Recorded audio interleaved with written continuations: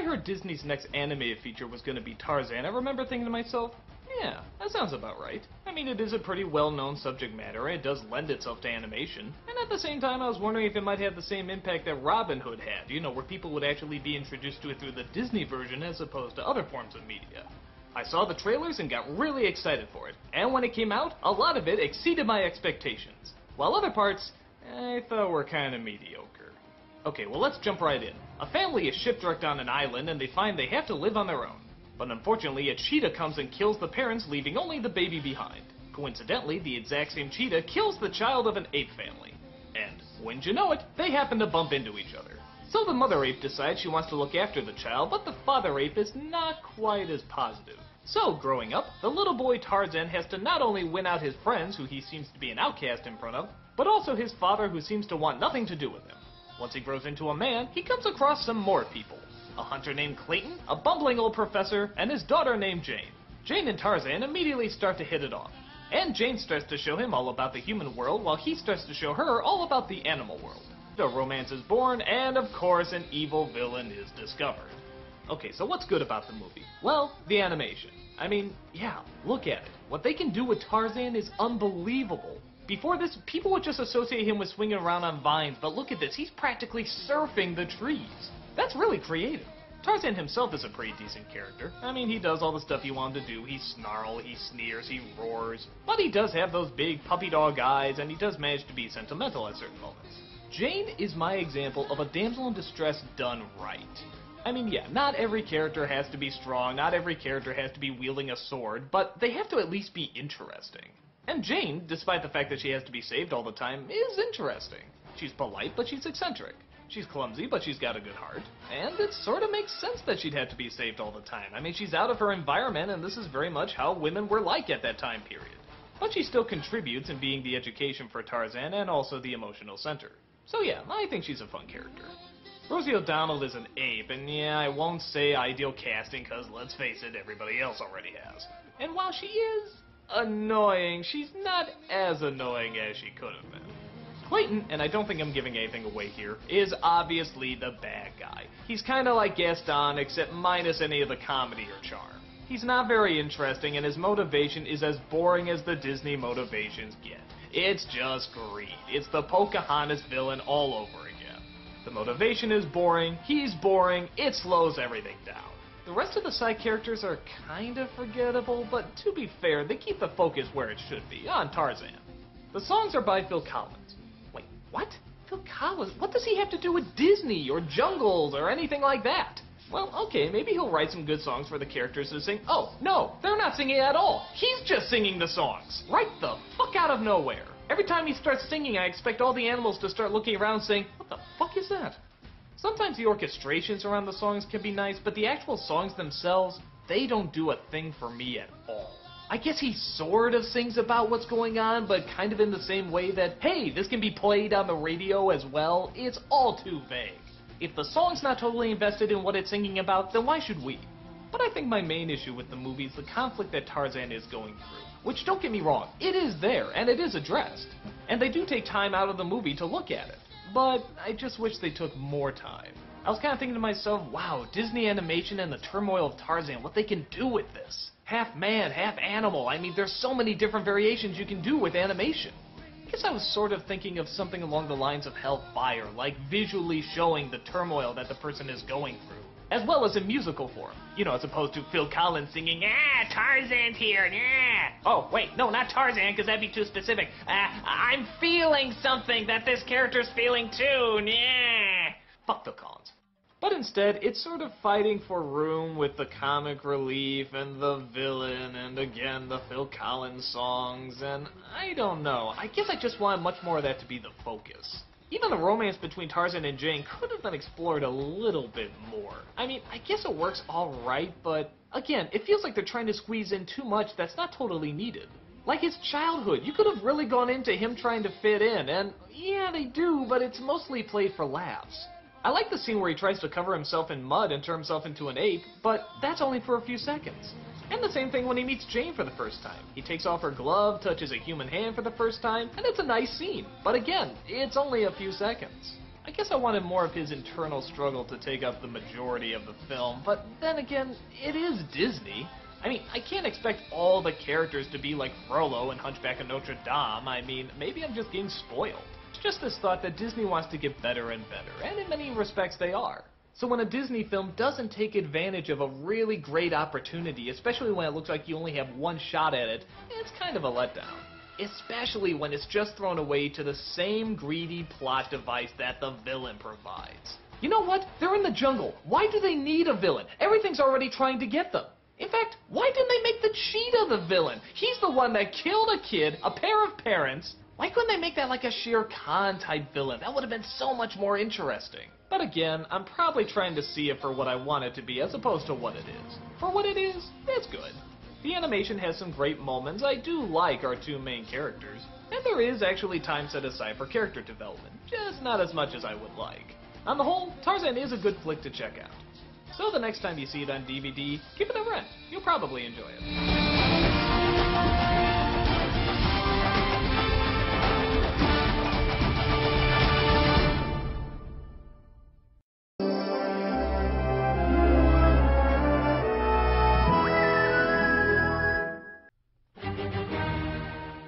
Well, the sequel to one of my favorite films of all time has finally come out, Fantasia 2000.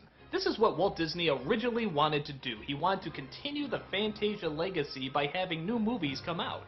But since the first one didn't do so hot, they decided to scrap that idea. However, the popularity for Fantasia kept building, and they decided to finally do a sequel years later. It's fantastic, it's brilliant, it's stupid and lame. It's new and inspiring. It's old and's been done. It's a creative, magical experience. It's a complete sellout by every means of the word. So, as you can imagine, my emotions run pretty high with this movie. But, in keeping with the Disney tradition, the stuff that's good is really, really good. I guess the best way to go about it is just to talk about the segments. It starts off with Beethoven's Fifth Symphony, and they're trying to do what they did with the first film by having the abstract art try to match the music.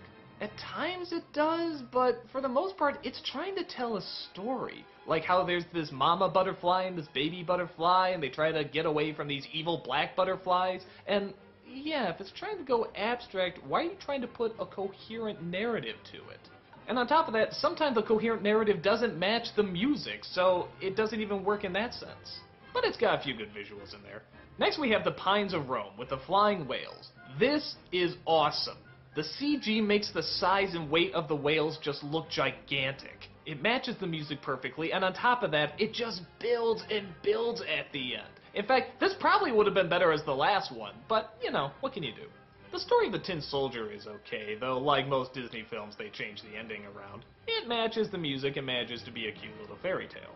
Rhapsody in Blue is a new take, not only in music, but in style, too. They take sort of an Al Hirschfeld style to the whole thing, and yeah, it works really well. It matches the music nice, and it's good to see Disney try something new, especially with Fantasia.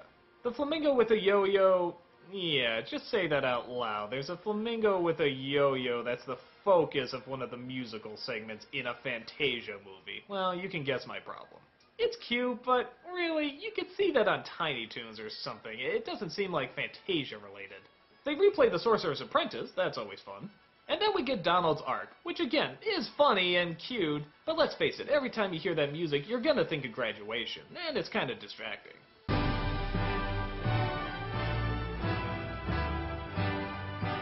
It gets a few laughs though, so I guess it works fine. And the last one is the Firebird Suite. Again, some of Disney's best animation here. Mixing some of their classic style of animation, but also mixing some new stuff. Is it me, or does that sprite look very anime-ish? Well, this one matches the music great, it looks great, and it's a nice finale. Though, again, the whales would have been a little better, but I'm just nitpicking. Unfortunately, we also have celebrity appearances. That's Steve Martin, probably at his worst. Could I have my violin, please? Ah, thank you. All right, boys. Oh, sorry. Could I have another stick thingy, please? We also have Bette Midler, James Earl Jones, Angela Lansbury, Penn and Teller. Oh, for God's sake, Penn and Teller? Really? That's like when they invited Beavis and Butthead to the Oscars. Just something doesn't seem right here. Some of them can add a little bit of class and dignity, but most of them are just spending time either congratulating what a great movie it is, even before it's done, and the rest of them are just making really painful jokes. Oh, and camera back on me. Camera back on me. Yeah, the look on that woman's face says it all. The original Fantasia had a dignity to it, like they were gonna treat the audience seriously, like, hey, this was for adults, we're not gonna talk down to you. This is some of the greatest music ever written, we worked really hard on this, and we're gonna treat it that way. Here, it's Steve Martin! Could I have another stick thingy, please? So, on the whole, Fantasia 2000 is pretty hit and miss. But to be honest, the only major miss would probably be the celebrities. I can't think of any musical segments where I was just like, wow, that was awful. I mean, even the ones that aren't very good are just not very good by Fantasia standards. But they're still fine on their own. And as I said before, the stuff that's good is incredibly good. This is some of Disney's best animation in years. It allows them to just be creative, do what they want, just let the animation breathe. There's a sense that there wasn't as many limitations to this, and you know what? It really does show half the time. The other half, not so much. So honestly, despite its flaws, I still highly recommend it. Is it the first film? No. Do any of them meet the power or seriousness of the first film? No. But some of them do come close. Overall, I really like it. Yeah, I hate sitting through the celebrities and some of the other musical segments as much as you do, but the payoff is just too good of a payoff. I say definitely check it out. Just have the fast forward button on standby.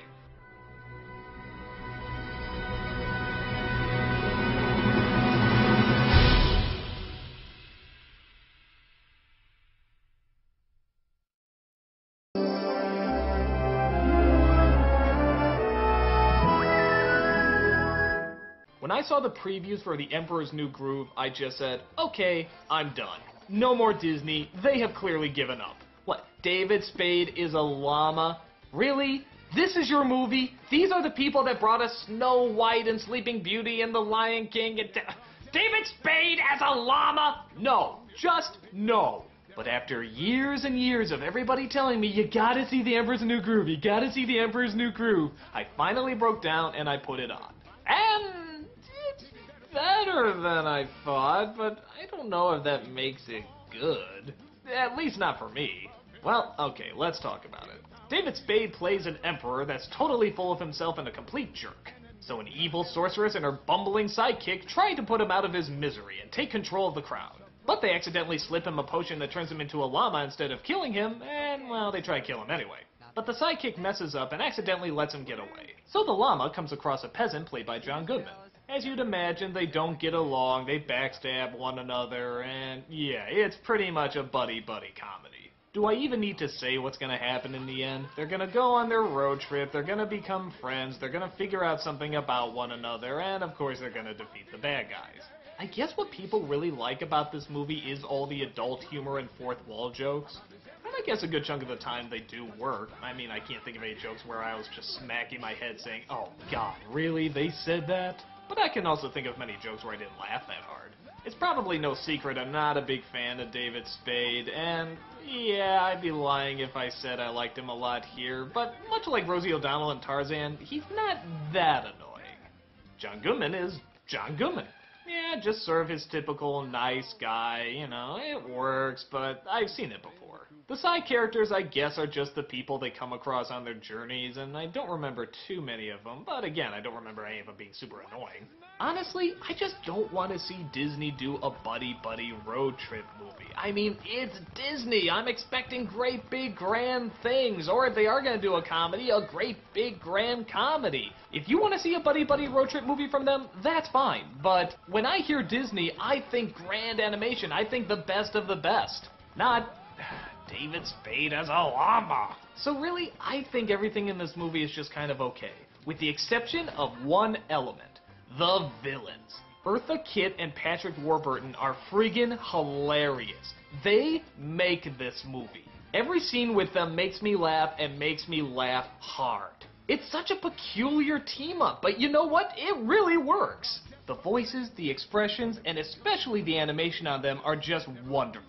In fact, that's something that I should bring up. The animation in this, as far as comedy goes, is really, really good.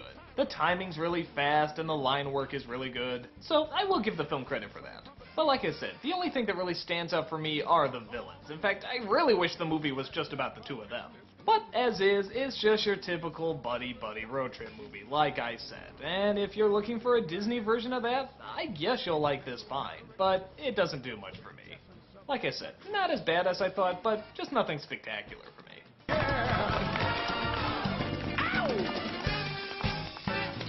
Ha!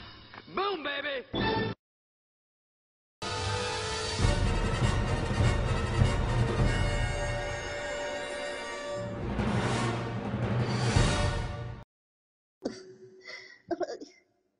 Huh?